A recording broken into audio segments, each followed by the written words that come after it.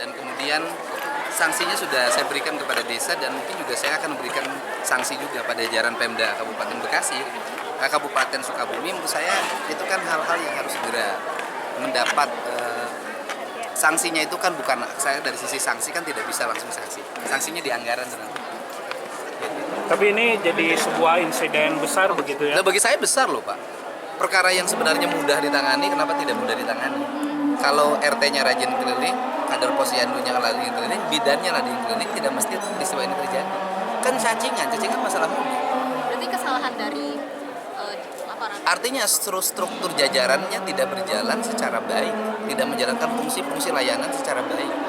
Kan ada fungsi-fungsi posyandu, pos KB desa, tim penggerak PKK, bidan desa, puskesmas di sekitar. Kan harus ada fungsi-fungsi preventif untuk mengecek kelahiran ini namanya ini, sudah ditimbang di posyandu atau tidak.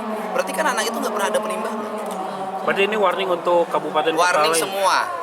Gini loh, di tempat saya itu membuka diri tiap hari, ada 100 orang datang.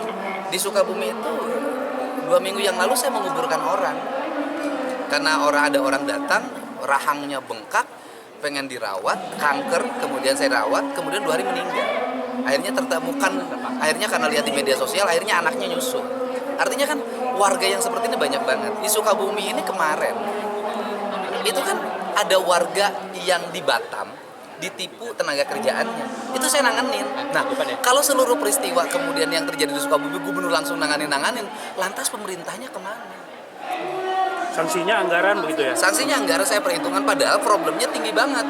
Infrastruktur paling banyak menyerap anggarannya kemungkinan. Rumah yang kena bencana juga ada 9.000. Kan itu perlu cekatan dong pemerintahnya. Baik bupati, camat, sampai kepala desanya harus cekatan. Pak Gub melihat sukun sebagai komoditas ketahanan pangan. Kalau saya mau tukang nanam sukun, rumah saya penuh sukun dari dulu, jadi nggak aneh. Gitu, jadi makan.